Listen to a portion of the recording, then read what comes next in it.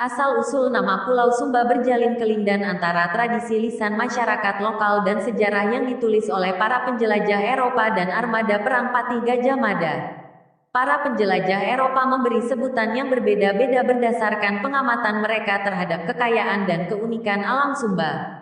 Hingga kini ada beberapa sebutan untuk Pulau Sumba antara lain Pulau Humba, Pulau Sumba, Pulau Subao, Pulau Cendana atau Pulau Sandelwut. Catatan sejarah yang pertama kali menyebut nama Pulau Sumba muncul pada abad ke-14 di Kerajaan Majapahit. Pada zaman Majapahit di Jawa Timur ada seorang raja yang berkuasa namanya Hayam Wuruk. Hayam Wuruk mempunyai patih atau orang kepercayaan namanya Gajah Mada.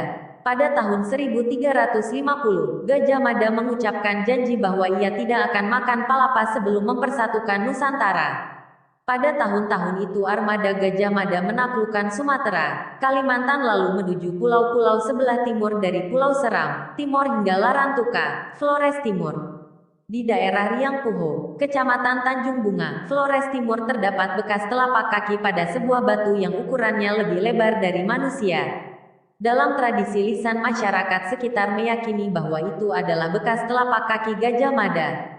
Sesudah menaklukkan Larantuka, armada Gajah Mada melakukan perjalanan pulang ke Tanah Jawa. Dalam perjalanan pulang mereka menaklukkan Bima, Sumbawa dan Bali. Pada tahun 1357 armada Gajah Mada menaklukkan Dompu, Sumbawa. Diperkirakan pada saat yang sama, Gajah Mada menaklukkan Sumba. Hal ini nampak dari buku Negara Kertagama yang ditulis oleh seorang pujangga bernama Empu Prapanca. Buku itu mendaftar nama-nama pulau yang ditaklukkan oleh armada Gajah Mada, termasuk nama pulau di bagian timur Pulau Jawa. Dalam buku itu tertulis di sebelah timur Tanah Jawa terdapat Tanah Jajahan, semua kepulauan Makassar serta Buton, Banggawi Kunir, Galian serta Salaya, Sumba, Solot, kemungkinan Pulau Solor, Ambon atau Pulau Maluku, Seram, Timor beserta pelbagai pulau lainnya. Hari Pranata, 1984.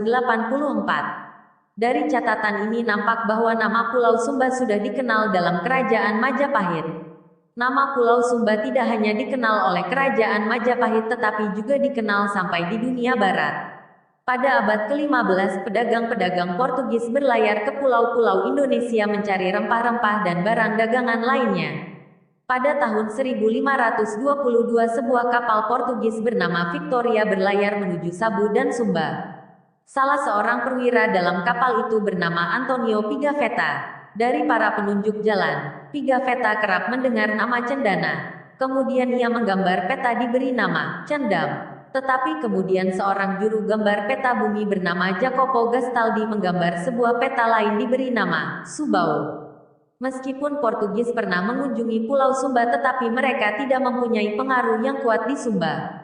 Belum ditemukan peninggalan dan jejak Portugis di Sumba. Berbeda dengan Pulau Flores di mana pengaruh Portugis sangat kuat. Hal ini dapat dilihat dari nama-nama penduduk Flores Timur yang banyak bernama Fernandes, da Gomes, da Costa, dan da Silva.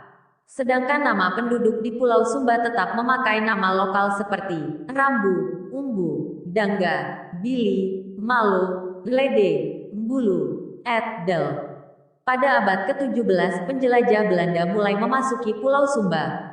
Tahun 1726 seorang ahli sejarah Valentijn menulis buku. Dalam buku itu ia menggambarkan situasi Pulau Sumba. Sumba itu sebuah pulau yang sangat besar dan yang suatu kata Belanda yang berarti kosong, ganas atau tidak teratur.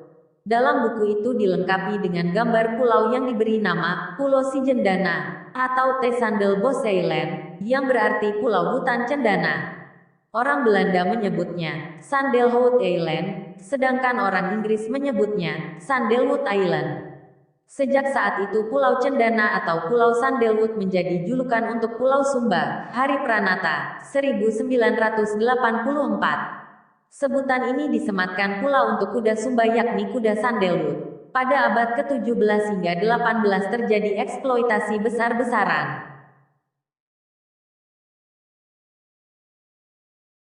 Hutan cendana dan kuda di Pulau Sumba oleh para penjelajah. Ribuan ekor kuda Sumba dan ribuan kubik kayu cendana diekspor ke Eropa, negara-negara Asia dan Pulau Jawa.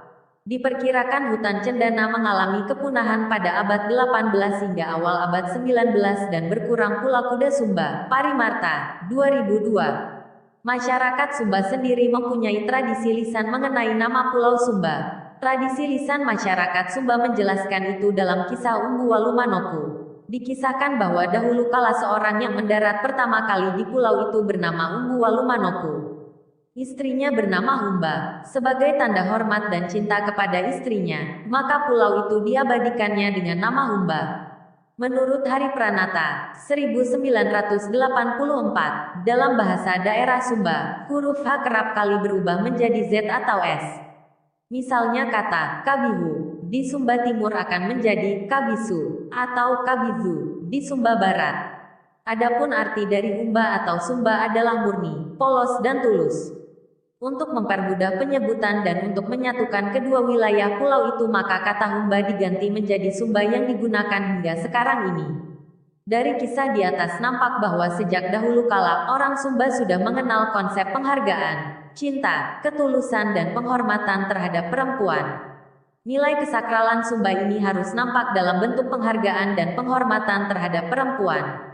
Bagi mahasiswa, guru, dosen, budayawan, peneliti atau siapa saja yang berminat mempelajari tentang Sumba baik tradisi, kepercayaan lokal, budaya, narasi lisan, kekayaan filosofis, strata sosial, struktur politik kekuasaan dan sejarah baik sejak zaman purbakala, kolonial, zaman perjuangan hingga zaman modern bisa merujuk dari beberapa literatur diantaranya, Masyarakat Sumba dan Adat Istiadat, 1976, Sumba di dalam Jangkauan Zaman, 1976, karya Umbu Ina Kapita salah seorang sejarawan Sumba.